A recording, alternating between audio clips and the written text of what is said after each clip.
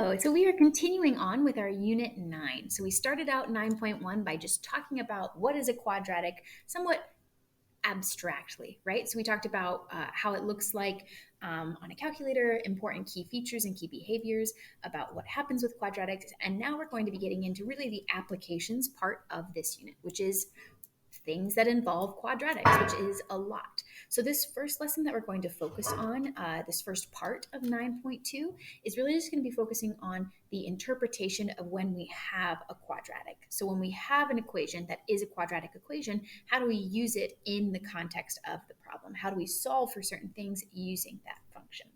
So the side view of a suspension bridge can be modeled by the equation. So we've got a suspension bridge, and it looks like that, right? It can be modeled by the equation, and it gives it to us, where x is the horizontal distance, horizontal, and f of x is the depth in meters. So really the depth of the suspension bridge. So it says first find the coordinates of the points where it crosses the x-axis. We have an equation. Almost always the first thing you want to do when you get an equation, you start problem solving on these types of problems, is you want to graph the equation. Use your graphing calculator. So go ahead and head on over to that part of your calculator, and I'm going to go ahead and type in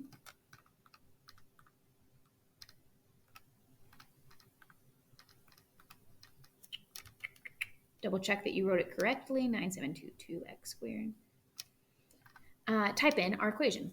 And we see it kind of looks like a line here, right? We need to make sure that we zoom it correctly. So first try and zoom fit it. It looks even more like a line than it did before. So we're just going to start zooming out. It looks like a line because it's so big that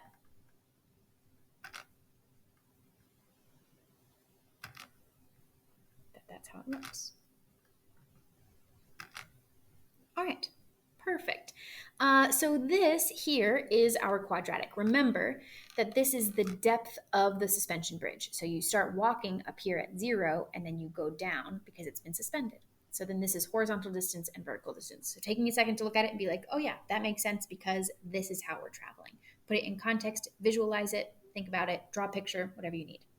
We've just gone ahead and graphed it. We need to find the coordinates of where our where our graph crosses the x-axis. In other words, the x-intercepts, which we learned about last lesson. So I'm going to go ahead and have you do that on your own.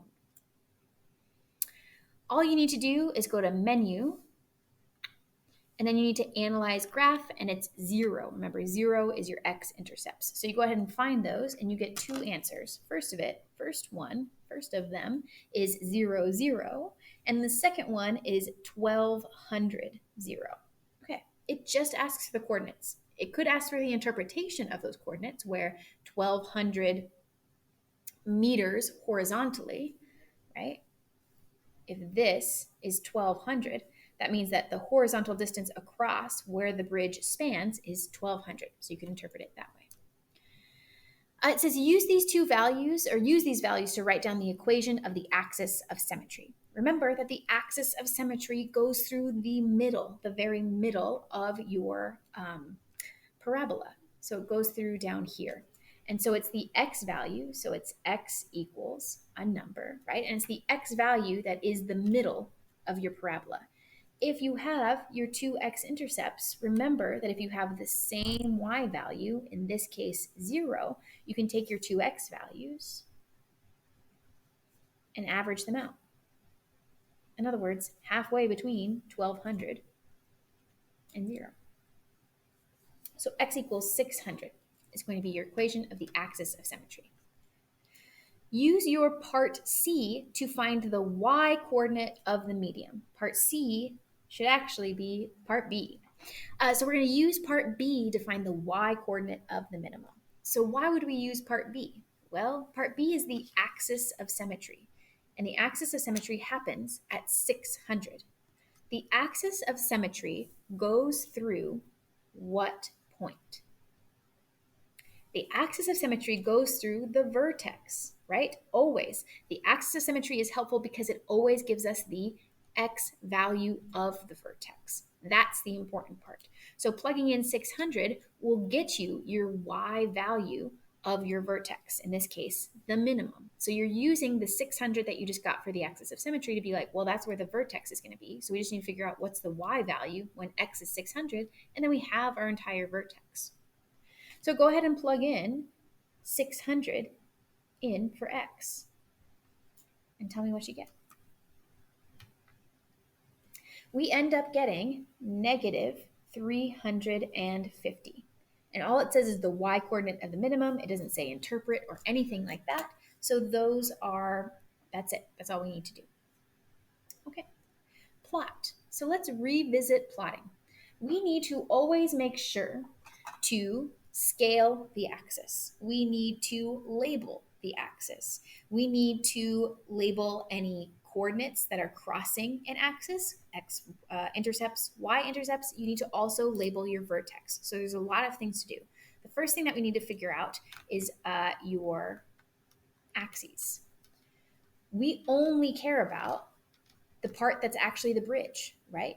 So we start at 0, 0 and end at 1200, 0, and then we just go down like this, which means we really only care about this quartile. So I can tell you right now that the only axes we're drawing in are going to be this axis right here, the y-axis, all the way to the side, and the y-axis all the way to the side, and the x-axis all the way to the top, because that's the only quadrant that we care about in this graph. We can then go ahead and label our axes. Our x-axis is going to be our horizontal distance. So you can say horizontal distance. It's even better if you put a unit of measurement. Your y-axis is depth, also in meters. Then we need to figure out our scale. We start at 0 and go to 1200, which means we need to span 1200 over the course of 1, 2, 3, 4, 5, 6, 7, 8, 9, 10, 11, 12, 13, 14 boxes. It makes sense. I can get to 12 that I go by 100, right? So 100, 200, 300, 400, 500, 600, 700. You get it.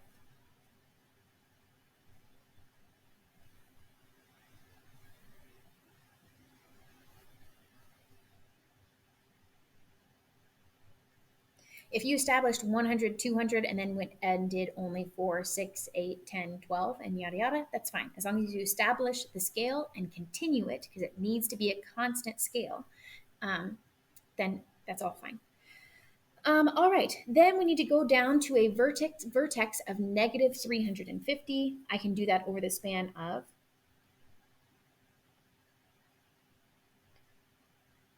over the course of 11. If I divide by 10 or 11, I get 35. And 35 doesn't really seem like a helpful unit of measurement to go by. So I'm going to choose to go by 50 instead. So I just won't use the whole graph, which is fine, but it'll just be something that's a little bit easier to scale. It's a little bit nicer to deal with. You don't have to fill the whole thing, but it's good to make it as big as possible.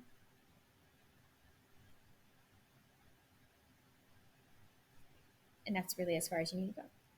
We've labeled, scaled their axis. We now have all of the points, all of the coordinates that we need in order to draw this parabola. We've got 0, 0.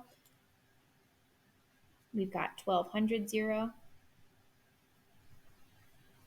And we've got 600 and negative 350 as our vertex.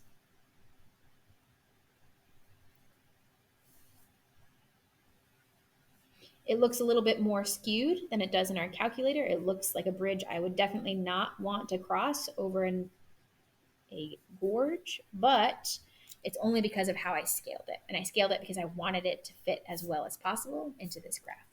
So there you go. General shape, it's got a curve. It doesn't look like an absolute value function where it's straight. We've got all of our vertices, we got our vertex labeled and all of our axes, intercepts labeled, and we're scaled and labeled. So we're good to go. This would be a perfect graph. We want to describe in this context what the minimum point represents. And I want you to go ahead and try that on your own. all that this minimum point represents is it's the lowest point on the suspension bridge, the depth at which we go down, the furthest down point of the suspension bridge. Something along those lines works perfectly. Cool. So again, problems involving interpreting equations. So we're just being given a quadratic equation and have to interpret it in the context. And that's all that we're talking about and focusing on this lesson for today.